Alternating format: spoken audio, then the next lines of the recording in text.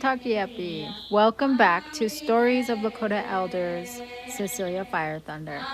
I'm Tashina Banks Rayma. And I'm Jennifer Irving. We're so glad you're joining us for this next episode, a truly inspiring one. In this episode, Cecelia takes us into the world of the women, leaders, and mentors who shaped her life and her leadership.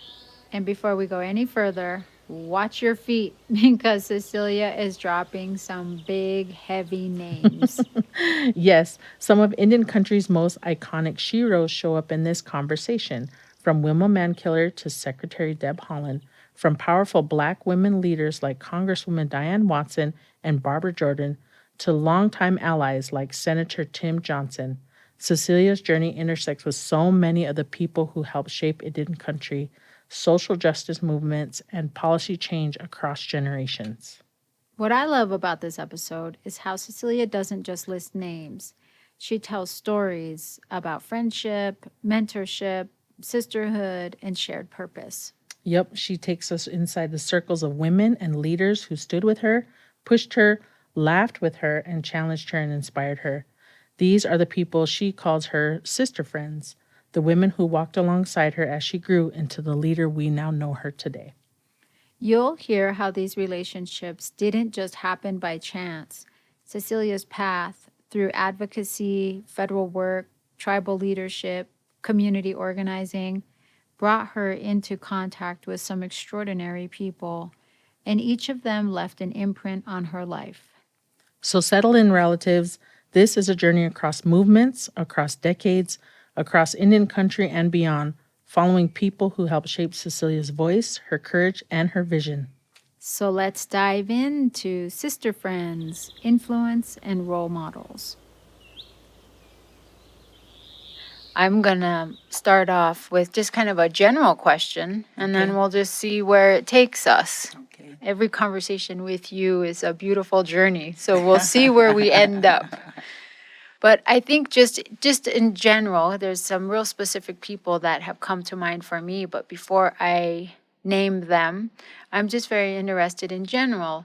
Who are some of the people, not just mashkes, but people who have influenced you in your life, some of the biggest influences in your life? Well, I guess I would have to start with my auntie, my grandma. And so my auntie, my mother's mother passed away. Anyway, this is my favorite story. So my sister said, auntie Mitaki, as she was leaving, she told my kaka, don't you be crying around. And he said, just cry for a little bit and go marry Lizzie Walkfast. He told my grandpa to go marry this woman. And he did. And so my sister was a little girl then. I don't know how old she was. She might have been 13. And they had a buckboard wagon with two horses. The Kaka used to hitch up his wagon and go court Lizzie. So she was the chaperone. Oh, okay. And so he courted her and brought her back. So she's the one that raised me. And so she was of course, my mother was my biggest influence, of course, just watching her, how she treated people, how she was always, So our teachers are usually the first woman in your life, which was my mom, okay? And everything she did it in a good way. I never heard her be angry. She never put anybody down. Why ask she And then, but all the other skills she taught me. But the most important part of my mother was she was so funny. She just had this crazy sense of humor. She was always, and she teased us, her daughters. She was always teasing us too. So there was a lot of laughter, and she found humor amongst everything. And so now I realize what a blessing humor is in our life, that we can laugh through pain, anxiety, the whole work. So my mother was the one that set the foundation for me, and it really always encouraged me and my curiosity. I can't remember what the word for curiosity is, but she said I was really nosy. I always wanted to know what was going on. When other women came to make quilts and they sit around and do beadwork, I always snuck in and listened to them. So my greatest influence, of course, is my mom. The second one was my auntie, the one that raised me. My mother's Lakota name was Wamblupiwi. the feathers under the eagle right here, the fluffy feathers. That's her name, Wópila. And the unchi that really influenced me in a lot of things was Wichaji Pawi. That was her Lakota name. And so she's the one that really, today I realize it was just watching and listening to her. And the teachings that came was just watching and hearing. And those are the important foundations. But the foundation that they gave me was to really be, how can I frame this? You can do anything you want. Daku ote chano ya oyakihi. So they gave me that real sense of self-confidence. But I think on top of that was the curiosity. So curiosity is that gift that we have to look, see, learn, and say why. And so that was the foundation that they gave me, to be curious. And I think the other piece that they gave me was the sense of self-confidence, that I could do anything I want. And it had nothing to do with being Lakota. It had everything to do with being a girl, the self-confidence to be a girl. Anyway, so the foundation of my self-confidence and my curiosity began as a little girl with my mom and my auntie. And of course, all the aunties that came in and out of my life, So one of the other the sense of curiosity, I think, is what brought me to this place today. There's always why, where, and when. And so there was always something that created this, and I guess, how can I just frame this? I always wanted to know why, and that brought me here today. In all the roads I've taken, why? But back up a little bit. So anyway, so those are my foundation of my who I am. Matue ki he inana unchi he na echa mahel okek mapi. So they gave me this real sense of belonging. I guess that's the word, to belong. And I think that's a powerful word. To feel you belong is a really important place. No matter where you live you could live in Russia, you could live in Saudi Arabia, wherever you live. If you know who you are, you're going to continue to function. Does that make sense? A sense of belonging, that I came from this place on the Pine Ridge Reservation. I came from this culture. I came from this, what is it? The sense of belonging, the land, the trees, everything, a connectedness to belong. And so when you have a real strong sense of belonging, no matter where you go in the world, you're going to do okay. Does that make sense? Yes. So one of and I just think that the female influences, of course, and of course my aunties, every one of my aunties, and I'm sure those of you who are listening could attribute something to one of your own twins, right? Because they all had skills, making quilts or doing beadwork or showing you how to choke cherries, and they all were teachers. They showed us all how to do stuff, right? Living off the land. And I just think that those of us who grew up at a time when there was no electricity, we didn't have running water, we just made do, and that's just the way it was. That's just the way it was. So we learned how to do things, cook, kabla, butcher a beef. My dad used to kill the cow and drag it down, and we get all the unchis to come and bring their knives. And by the time the sun set, we kablaed every darn piece of meat on that cow. Then we had a pot of tjūáŋka cooking, and that was like a treat. Oh my God! But anyway, so back up a little bit. I've always been curious, and so that I think to me, my curiosity was my guide. Why? How come? And move me in different directions. So the foundation of my sense of being, sense of belonging, I attribute that to my mom and my aunties and my aunties, and of course my dad. And I have to say this, I didn't realize what a good dad I had. I didn't realize what a gift that my dad gave me and my sisters by always being there. One time somebody said, "What's your greatest fear?" And I said to them, "Geez, what's my greatest fear?" I said, my greatest fear was one day when I was home, somebody would come up to me and said to me, is Stephen Apple your dad? And if I said yes, that person said, he's mine too. and, and anyway, so a lot of the influences in my life were women. And I think the greatest helper I ever had was a social worker. She was a Chinese, when I was a young mother with 2 children on welfare, and I always worked. And so one day I went to see my social worker. I said, hey, I want to be a nurse. What? I said, I want to be a nurse. Okay, let's see. So she gave me aptitude test, the social worker. And then the aptitude test, I got to her office and she said, my goodness, you're really smart. I said, I know. So this Chinese social worker was able to help me find a program to become a nurse. So as a young mother on welfare, she helped me. She also, I didn't have a car. She was able to get a Chicano organization in East Los Angeles to give me $500 to buy a used car. And cause $500 is a lot of money then, in the 60s. Anyway, anyways, I told my dad, I said, Dad, my social worker gave me $500 to buy a used car. Oh, yeah. Oh, he said. So for a couple of weekends, we went to all the used car lots in East Los Angeles looking for a car for $500. Okay. Well, we found one. We found a Ford Falcon, a yellow one. I think it was just under $500, but of course with the taxes and stuff. And here, it was stick shift. Never drove a stick shift in my life.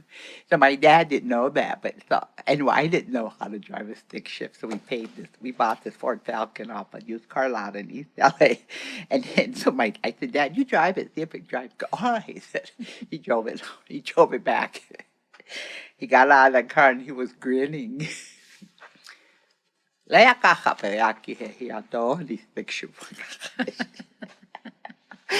So anyway, so the next 2 days he taught me how to drive a stick shift. You know how that was. Yeah. So I started to drive. It was a stick shift, but anyway, it was a good car. So she helped me get into a nursing program.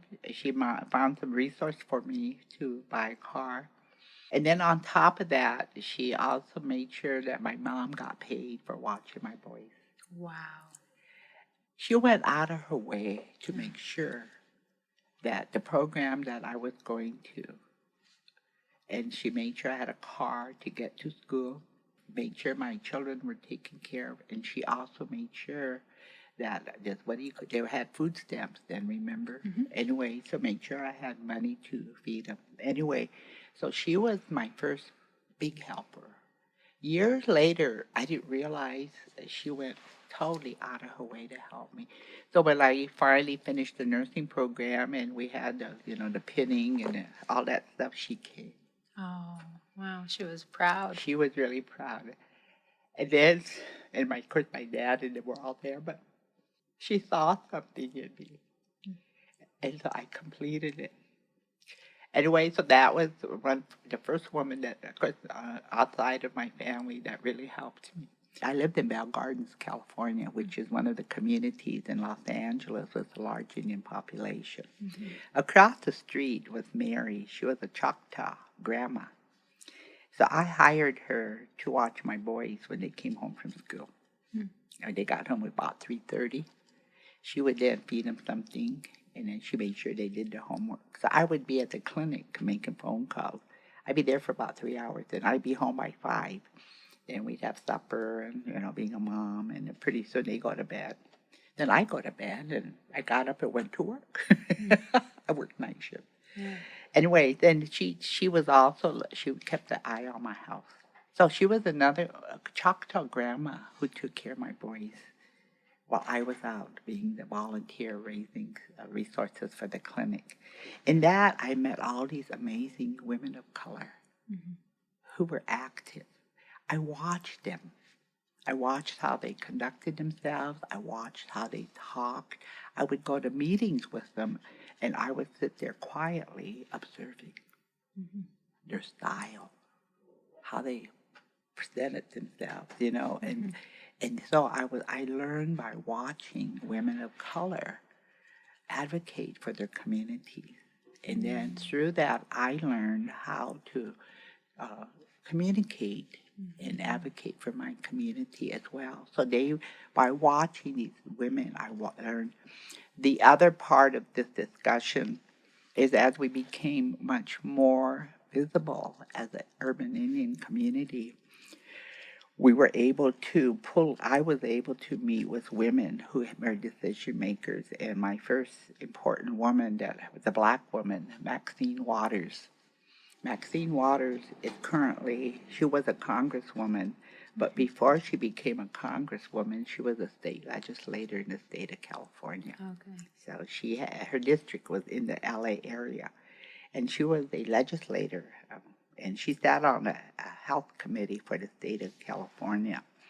I got to watch her at a meeting, and then I went up and introduced myself to her, and I told her I was a Lakota woman, and we shook hands, and then she became a real strong advocate. The other black woman who was also on the state legislature, she chaired the HHS committee for the state of California, a legislator. Her name is Diane Watson, another Hasapa woman who was in the state house. She chaired the health committee, and Maxine worked on the health committee. So what I learned is that these are the people who make decisions about funding, who make decisions about resources to come to the communities. And so the state of California was way ahead of other states where they really did look out for people of color, of indigenous people, black people, Hispanic people, Asian people. And so watching these women work that level and then getting to know Diane Watson and Maxine Waters, black women, and learning how to work that level. And they were good teachers too. They would say, okay, reframe it this way, say it this way. So those two Hasapa women were my first teachers on how to work the Hill. So Diane Watson went on to become a member of Congress, and Maxine Waters went on to become a member of Congress. I can remember years later, I set up an appointment with Maxine Waters. I said, please don't tell her it's me. I want to know if she remembers me. That was years later. Yeah. Sure enough, she walked in and she said, my God, Cecelia. She said, 30 years later, we hugged. Yeah. And she said, you're home on your reservation? I said, yes, ma'am, I am. Oh, my goodness. Yeah. And then I went to a fundraiser for Joe Biden years later. Where were we? California. We went to advocate for legislation, and Joe Biden was the senator. He chaired this committee that we wanted this law passed to change some language in the current legislation. So we went to this reception, and Joe Biden was there. He was a senator then, and then all these Congress people were there anyway. So of course, I went up to her, Diane Watson. She's tall. She's about tall as me. I went up to her and I said, Congresswoman, Cecelia Fire Thunder. She said, I know you. He said, we reconnected. Yeah, that's beautiful. And she was very influential with Joe Biden. Okay. And so these Hasapa women, these are just two women in LA County who I watched and who taught me how to do things. And then, of course, there's all of the, what's her name? She was one of the farm workers, Cesar Chavez's right-hand lady. Mm. And so we were able to meet with other women who were working at change for their people in the state of California, farm workers, but healthcare. And that was my beginning of legislative work on healthcare funding. So I guess, and then the over here on this side was I can't even remember their names, but these are wild Hispanic women, and then they were very active. And so it's about when you're working in something, there will always be a woman who knows more than you. Never think you know everything. Rule number one, you don't know everything. Somebody's going to know more than you. Right? Right. And so never assume, never act like you know. Just be humble. Listen. Watch. Because somebody always knows more than you. And so that's how I learned. And that was my internal voice. Just be quiet and listen. And that's hard for me sometimes, but I tried it. And that's how I learned, watching these women of different races. And it was so awesome to work with so many women. But those are the women that pop out, stand up to me, stand out for me. And so as I worked in that field, and I got better and better at doing what I do. And then, of course, I mentioned his name earlier today to somebody. And then there was the state legislators. California State House is very complex. And I think the reason I appreciate learning to work in the California legislative system is it's like the United States Congress. You have an upper house and a lower house. It's like you have the House of Representatives, then you have the Senate. So California had two houses at camera. Okay, so we have the legislators over here, and then what would they call them? Assemblymen, or assembly, they call assemblyman, assemblywoman. That's the lower house, and the upper house are senators. Okay, so you have to get stuff here. It's like the Congress. You get your stuff through the House side, and then it moves up to the Senate side. So California had these two systems. I'm really glad I learned the California system, because that was the replicate of the national system. So I was able to learn how to do that. But I think for me, just watching how the people talk, how people behave as a guide, because growing up on the Reds, we didn't have any role models about working that level. And somebody's going to probably be critical, saying, well, what about watching the local leadership? Well, as a little girl, I didn't see council people or, the president of the tribe. We were never exposed to what they were doing. I'm going to switch gears a little bit, just a little bit. And I don't know if you have seen the news today, this morning. What happened? So first, I'm sorry to be the one, if I'm the one sharing this news first. I just read it myself before coming over here, that Congressman Tim Johnson has passed. Oh, thank you. Thank you. Yep, just yesterday. Thank you. From a stroke. He had complications from a stroke. Yeah, thank you for sharing that. And he was he was good for us. He was good for Indians. Congressman Tim Johnson, I worked on his campaign, and when he ran against Johnson for the Senate, and that was the first time I went all out to register voters and get people to the polls. And that, to me, I always remember that big effort we pushed. We had an office at the Lakota Fund building in Kyle. And then the South Dakota Democratic Party hired me to organize. Man, we worked our tails off. And Holly McCarroll, Holly Cook, some of these ladies who are now up in the levels in D.C. as lobbyists, Jennifer Hughes, they were all young, and they all came to Kyle. And man, we worked our tails off, going house to house, doing voter registration. And anyway, so, but then the other part of that story is I ran Tim Johnson's campaign death because I had lost my hearing in April. I started the job in, I think, a couple of weeks, and I had opened the office, and that's when I lost my other side of my ears. I was deaf. But that didn't stop me. I ran his campaign death. And I told everybody, I can't hear, so write stuff or enunciate your words. So we just hit that ground. I even did radio shows on Keely Deaf, the talking, Wow. But that's another important part of my story. But anyway, so then I had to go get my surgery. So I wasn't able to be here. But some of you who are listening probably remember. So Tim Johnson beat Johnson by 574 votes. And those votes came from Pine Ridge and Rosebud. So Tim Johnson then, and I have to say this, I didn't realize till years later when I asked him why he worked so hard for us. He said, Cecelia, it's your people that got me back into the Senate. So Tim Johnson, as a senator, became the chair of the Senate Appropriations Committee. Any and all requests for funding that came to the House, to the Senate, ended up at his committee. More often than not, he advocated for that amount to stay there. And he not only advocated at for these funding levels, it wasn't just for Pine Ridge, it was all of Indian country. So these fundings that come for IHS, for BIA, for roads, whatever, it has to come through all these steps. And then the final stop is the Appropriations Committee.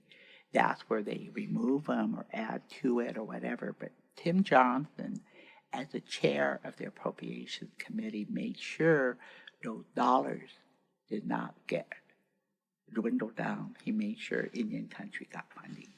That's what Tim Johnson was, such a strong advocate for our people. Thank you for sharing that. I'll certainly reach out to the family because he was really good. Yeah, it was really. Thank you. It was sad to see that, that he had passed. He did. I know that he was a champion as much as he could be for Indian country, at least in our area.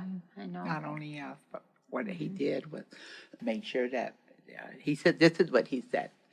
He's the one that really made me pay attention to treaty obligations. He said, Cecelia, you're the only one mentioned in the Constitution of the United States, Article 6, treaty that is supreme land. Law of the land. You guys gave up water, land, so I could live here. You gave up so much so my family could live here. You gave up so much for other people from other countries to live here. And we said we were going to take care of you. That's what he said. And he always reminded his colleagues about Article 6, a treaty that is supreme law of the land, that we are here living on this land, drinking the water, because these people gave it up. And we said we were going to take care of them. He always made sure his colleagues knew treaty obligation. That's beyond being an advocate. Yeah, I'm sorry to hear that, but he did. He's going to go to heaven. And he won't even need one of your letters of support. We'll just send an email to the Creator. Let Tim in, Creator. He was a good man. He took care of Indian people. Thank you so much. I have a whole bunch of stories about Tim Johnson, but we'll stop there. Okay. I was honored to work on his campaign, and it was an honor for me to make sure that Indians voted so he could continue to be a senator to look out for our best interest. Thank you. We'll be hearing next about Cecelia's friend, who she calls her sister, Wilma Mankiller. For those who may not know her, Wilma was a citizen of the Cherokee Nation and in 1985 became the first woman elected principal chief. Her leadership centered on community-led change, bringing water and infrastructure to rural homes, strengthening housing, healthcare, and education, and showing what it means to lead through service to your people. If you'd like to learn more about her life and work, her autobiography, Mankiller, A Chief and Her People, is a powerful place to start. Knowing who she is, or who she was, makes Cecelia's memories of their friendship even more meaningful. Let's listen in. So we'll switch gears a little bit. Since we're in this political conversation, I can't help but think of a woman who I have heard you speak fondly of, another Native woman leader, a woman who was a leader of her tribe, of her community, and that's the Honorable Wilma Mankiller. I've heard you reference her as a sister, more than a friend. What kind of influence did Miss Mankiller have on you? I think Wilma set the stage for us to consider being a leader within your own tribe. And so I saw where we could also be in the state legislature, be in the state house. I saw where we could be in the Congress. But before we reached those stages, we had to learn how to be a leader within our own backyard. So Wilma said that for all of Indian women when she became the chief. She set that paradigm. She said, yeah, it's doable. And so I know her becoming the chief of the Cherokee Nation. And of course, Wilma's journey started way before then. We all worked with her in California. Lived in the Bay Area, over time on other issues. And then after she became the chief, our relationship changed in that and it changed in a good way. So now she was a chief, and so she was called upon to serve on all these committees and just be the voice of Indian country in many ways, and she was just totally everywhere. And then in the meantime, I was able to, and other work that I've done brought me into circles of other Indian women leaders from other tribes. And Wilma, one of the things that Wilma did was for women's health, Indian women's health issues. So she convened a gathering of Indian women from across the United States to Tahlequah, Oklahoma, her home base. So we came from all over. We came from, the Southwest. We came from Alaska. And she wanted us to then start becoming stronger advocates. What can we do to make sure the resources reach the women in all of our communities? Resources for girls, resources for all levels of women's health care. So she convened us in first meeting. Well, that was the second meeting, and this was so from that moment on, the whole funding for women's health started to get better and better. And then she also told us that not only did we have to set this, but we have to work at this level to make sure that funding got into those line items for women's health care. Behavior, mind, heart, body, and spirit. Mm-hmm. The total woman.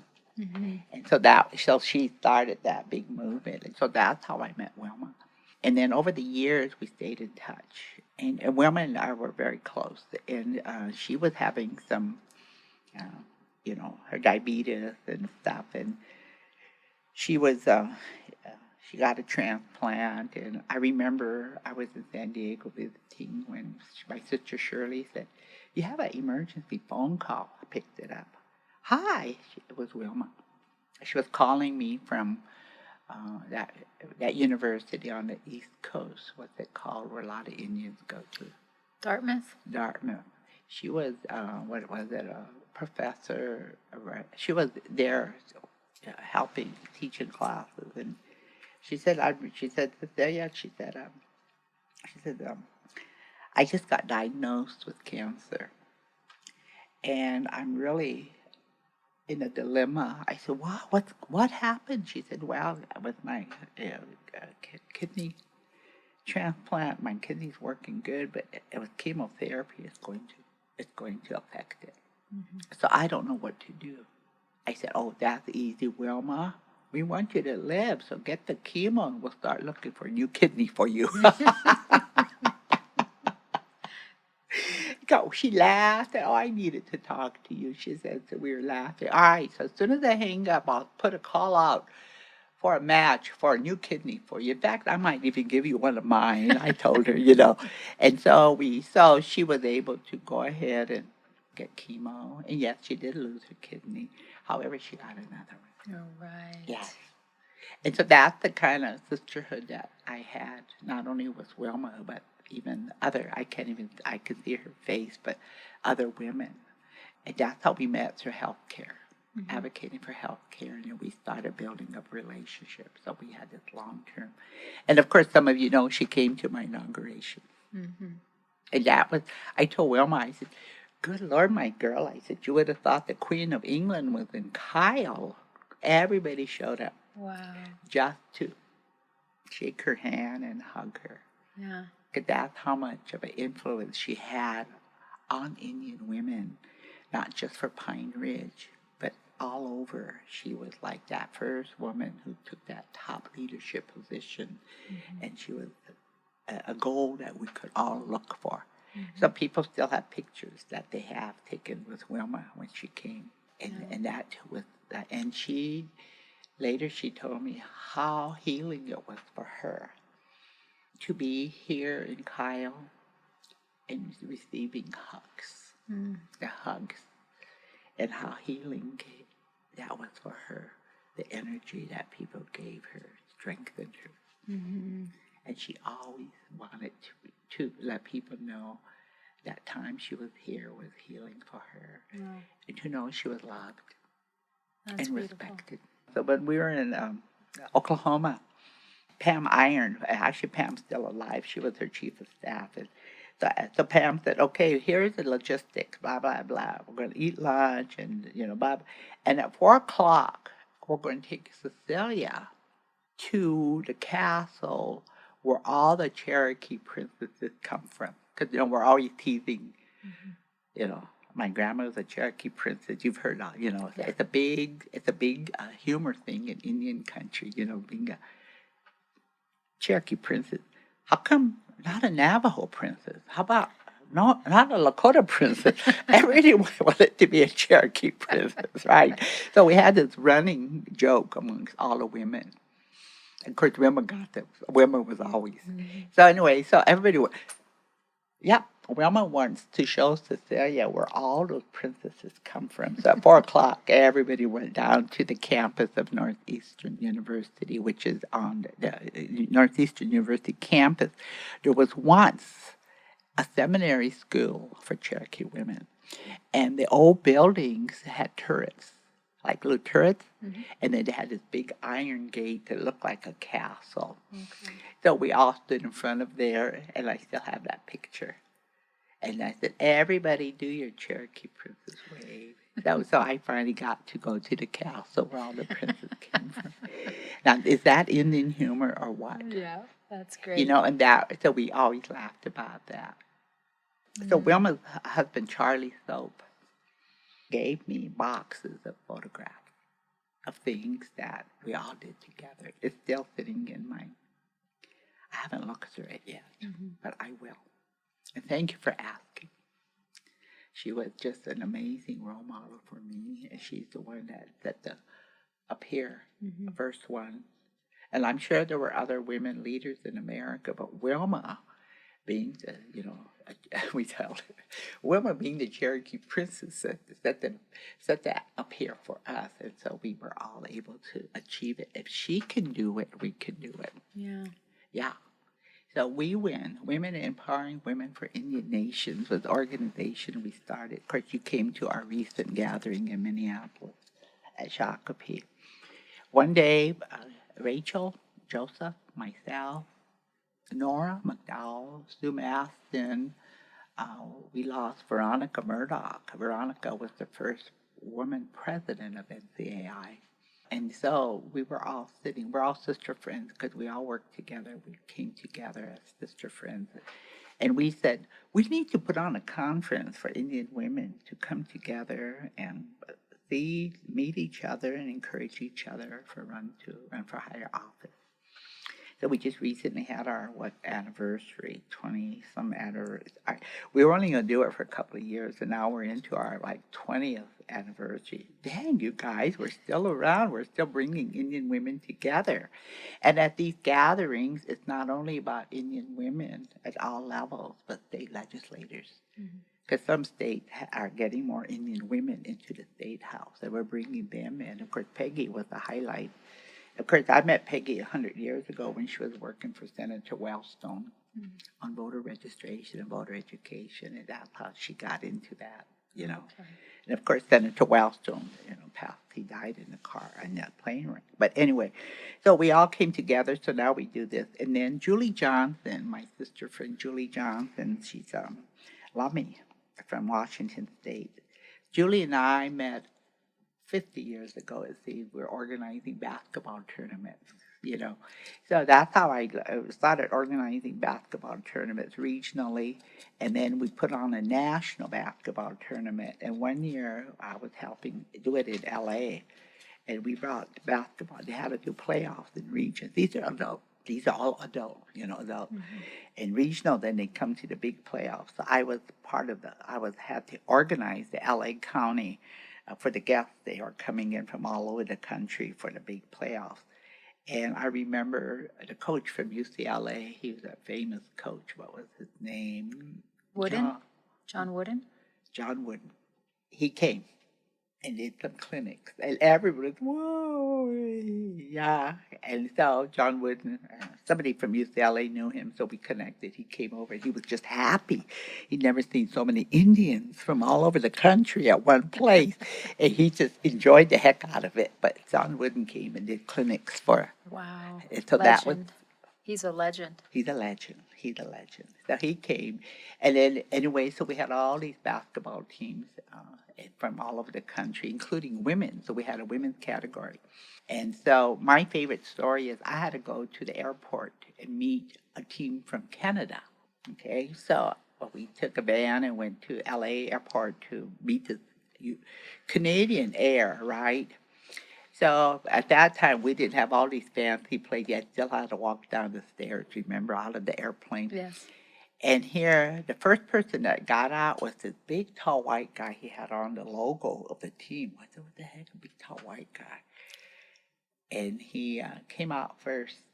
And then I saw him. I waved at him. He said, Miss Fire Thunder? I go, yes.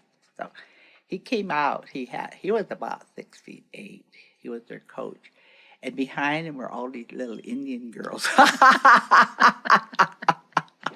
And they came from somewhere in Saskatchewan. And here he was the Royal Canadian Mounted Police. Oh, wow. He volunteered to coach the women's team. And so they followed. I said, I wish I had a picture of that, because he came down first, and behind him were all these little brown Indian women. And actually, some of them were tall. And then another Canadian team came from north of Montana, and they were really tall. In fact, they took the tournament on the women's side. Oh, okay. So anyway, I think about so me and Julie, that's how we met. Her husband was a coach in Washington State. So that's how I met Julie, organizing basketball tournaments. And then a couple of years later, I used to play tennis. And so I organized the first American Indian tennis tournament in San Diego. How cool. It's still going. Wow. I still that's get awesome. notices. Yeah, I still get notices. I should show up for one of their evenings. Anyway, so I started that. So we had a tennis championship. But anyway, so that's how Julie and I met. Okay. And then after that, Julie Johnson, she's Lummi. And so Julie and I worked together on other issues. And here, so Julie always blames me for getting involved in politics. And my friend Julie and her husband Ron were a very special couple. And when he left this earth to go home, it was devastating for her, my sister. And so I knew she was having a hard time, so I would call her and say, just, you want to visit her and tell her jokes and stuff. So one day I called. She called me, Cece, what are you doing? I said, I'm working on the Democratic Party stuff. How do you do that? I said, I know what.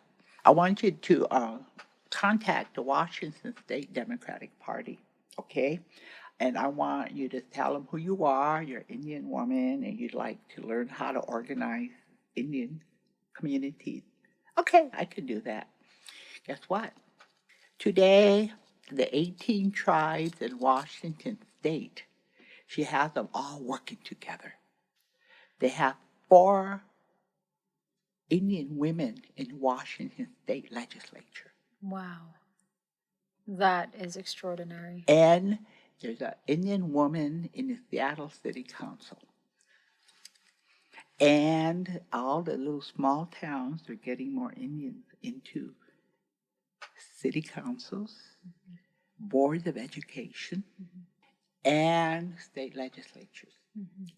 And she just told me they have 12 electoral college votes in the state of Washington. And guess what? 3 of them are Indian women. So they have a voice in the electoral college. Patsy Whitefoot is one of them. She's another Mushke. Patsy worked in education in Washington, so her and I met at the Democratic National Convention. And Patsy also sits on the advisory board for NACI, National Advisory Council on Indian Education. Mm-hmm. So all of these women are not only active locally at their state legislature, but at the national level, getting their foot in the doorway of programs like NACI, Indian Education, where decisions are made about funding for all of Indian country. Mm-hmm. So she shared that with me last week. And out of the 12 electoral college, 3 are Indian. That's extraordinary. It's extraordinary. And that's all because of Julie. She is personal friends with congressional people. She does fundraisings for them at her house. Mm-hmm. And that way, the needs of the state of Washington at the congressional level, these people are already there. Mm-hmm. I think the other, and Deb Haaland, and Secretary of Interior, and Deb was the chair of the New Mexico Democratic Party, and that's how we met. Mm-hmm. So Deb was the chair of the New Mexico Democratic Party, and then we were at a WeWin planning meeting in Las Vegas. My friends love to meet in Las Vegas. Las Vegas is now one of my favorite towns. But it's driving distance. For Nora from the Colorado River, Sue flies in from Northern California. Rachel drives across, what's that big hot area there? The desert? What they call it? There's a name for it. Not Palm Springs, but the Mojave? Mojave. Wow. Well, she lives in this side of Sierra Nevada, Bishop, and then she drives across that real hot area to Vegas. So 4 of the girls live within.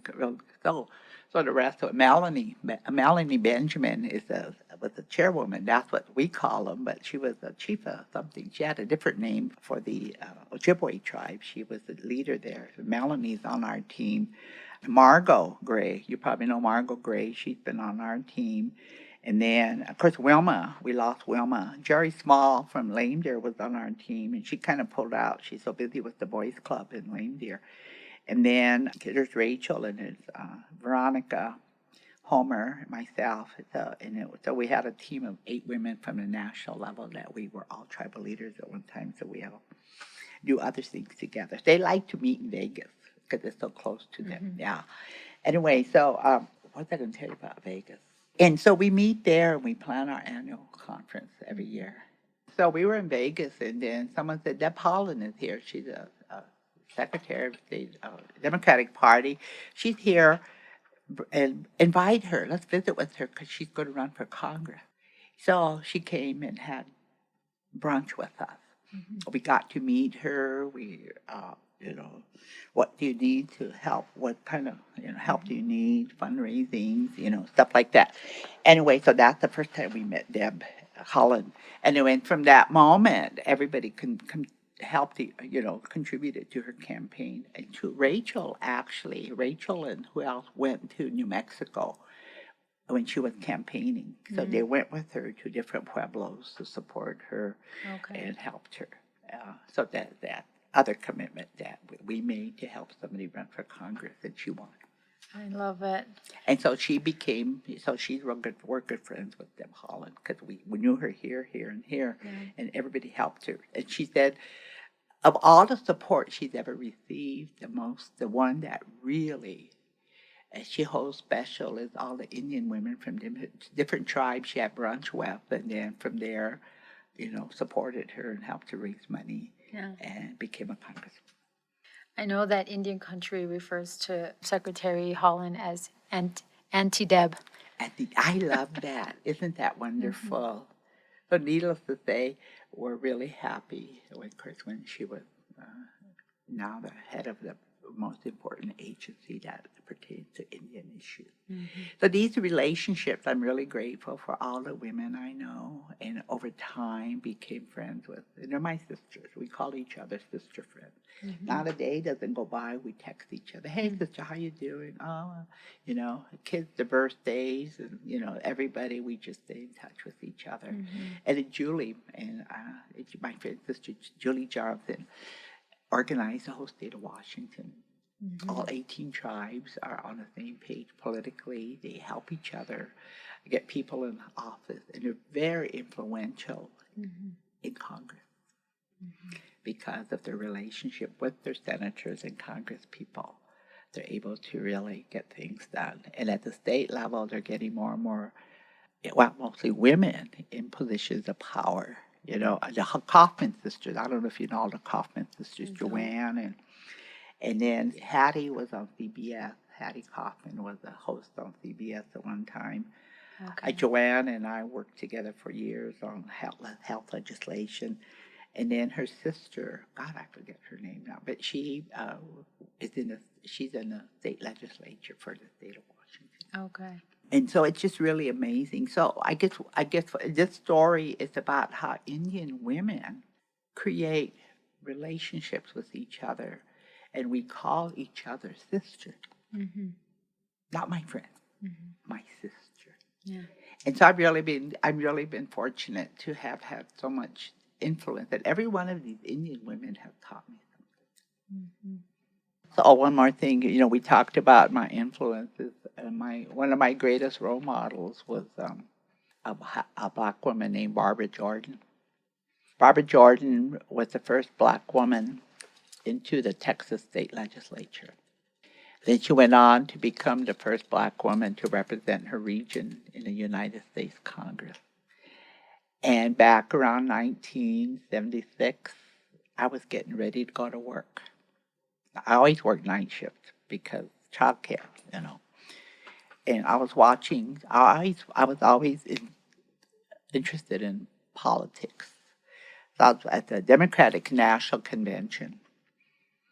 She was the keynote speaker, and I stopped everything and sat down and watched her.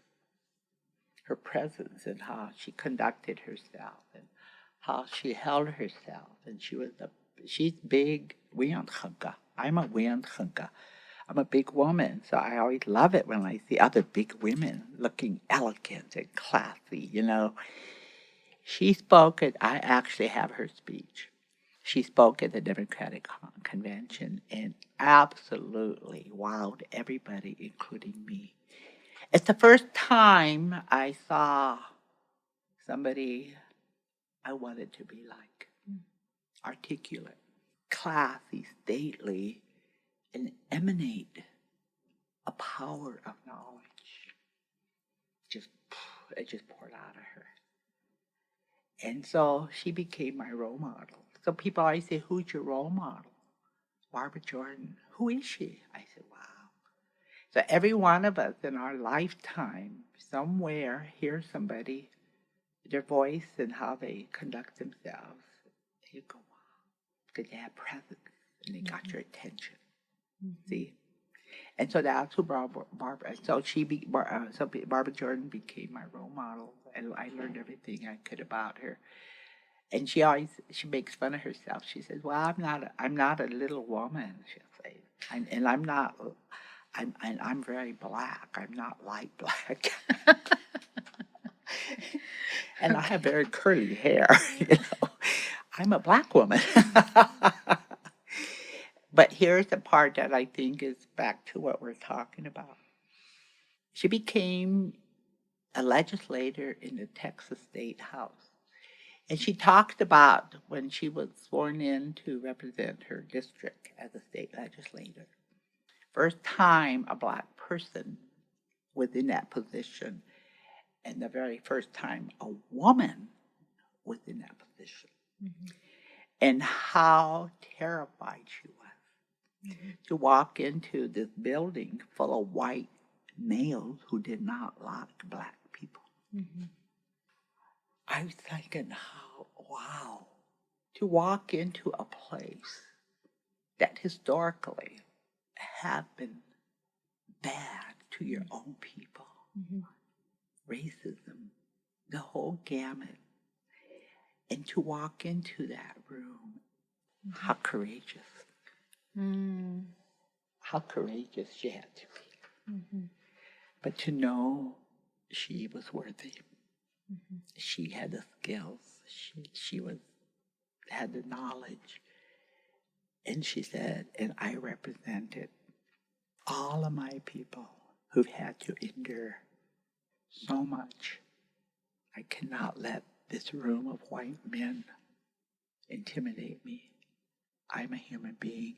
I'm a child of God. I have every right to be here. Wow. Mm-hmm. And then she went on and then here's the part, she won them all over. She even went hunting with some of the white legislators. Well, Wópila tjūáŋka chichie, today was a beautiful conversation. Thank you. And thank you for sharing with us these stories. And we will continue this conversation again. Thank you. I gotta go push paper. Wópila, thank you. Wópila. Thank you.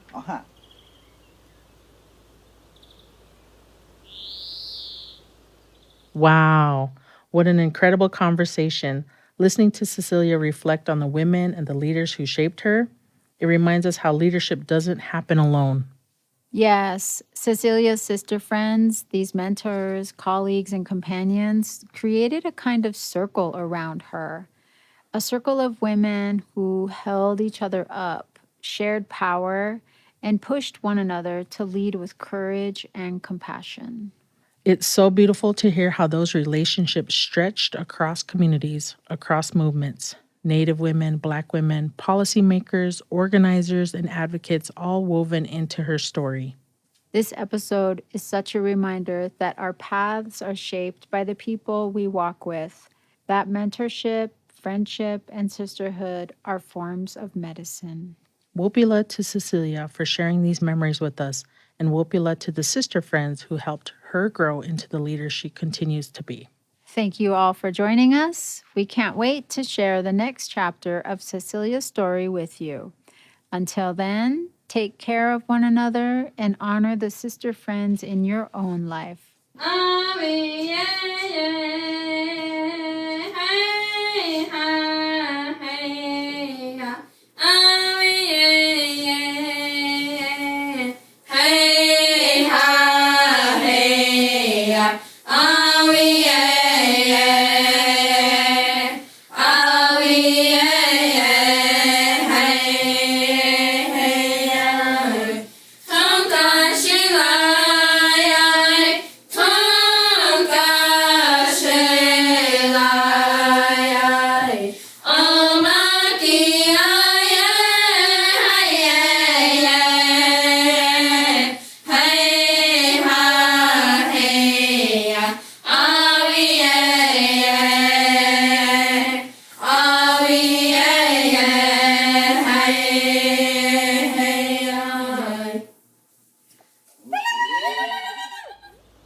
Stories of Lakota Elders is an independent podcast recorded at Machbialuta Studios on the Machbialuta campus in Pine Ridge, South Dakota.